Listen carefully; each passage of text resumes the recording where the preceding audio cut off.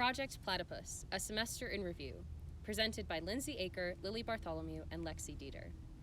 When it comes to library book loss nationwide, there's really two key areas that warrant addressing: the magnitude of the losses themselves and the effectiveness of current data gathering methods. According to a survey done by GIT, people lose items at least once a week. Naturally, those losses include library books. According to the American Library Association's analysis, yearly book losses cost $1,000 at minimum for one district's collection, making it apparent that this is a problem worth solving. A solution to this problem would need to be visitor-centered, providing an overall positive and privacy-conscious experience for all users. Accurate and comprehensive statistics on nationwide book loss are hard to come by. As our discussion with local library expert Ms. Black revealed, individual libraries generally have no issue with tracking book loss. Further research has indicated that instead where the difficulty lies is in compiling data across districts.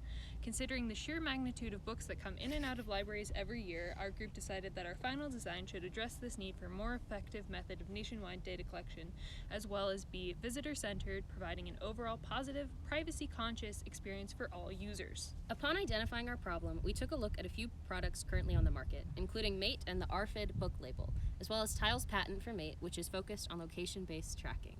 Right off the bat, we found neither product able to provide a solid foundation for national implementation, because that's not within their intended uses.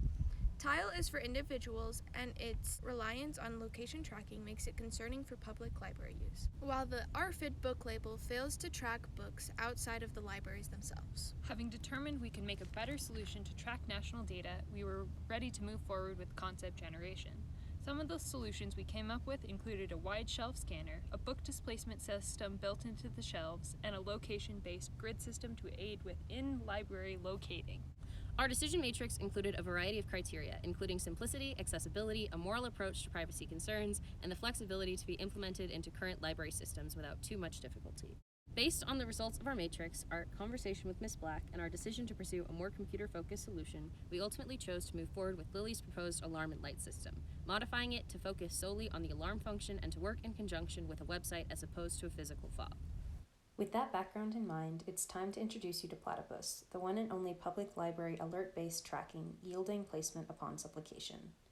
Because we wanted our solution to be flexible, Platypus is a system that can be accessed and used by anyone with internet connection and a library card distributed by a participating location. Upon logging in, users can select any of the library books currently checked out to them. Upon selecting the book that the user would like to find, the alert is activated. For the next 2 hours or until the off switch is switched on the book itself, the alert will sound from the Platypus soundbox, a slim and lightweight soundbox adhered to the inside back cover of the book. Additionally, after the 2-hour period has passed, an email will be sent to the user asking if the book was able to be located. While not perfect, the use of this voluntary sample will aid in creating at least a rough idea of the book loss being experienced across libraries. Our testing procedures centered strongly around first ensuring that the product was able to work as desired, and second ensuring that the working product was able to cut down on finding time. To test the engage-disengage functions, we triggered the book alert using the website and recorded our successes and failures in triggering the sound, as well as the successes and failures of the soundbox to stop its own alert at the 2-hour mark. To test the effectiveness of the design in improving the location process, we had 3 subjects independently attempt to locate the book and recorded the successes and failures.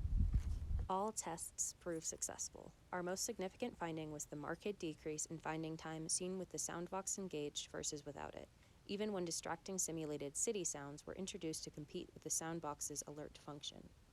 To create Platypus, we implemented coding and manipulation of an Arduino Uno board to form the base of our alarm. We collaboratively refined research questions, brainstormed, debugged, and tested and analyzed our work. We applied statistical calculations of means, standard deviations, and significance tests to evaluate the effectiveness of our prototype, testing repetitions, and limited experimental setup to reduce bias and error in research.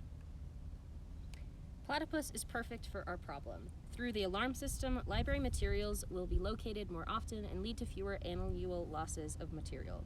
Furthermore, by tracking the number of people who activate Platypus, we can effectively gather data on how many books are lost a year.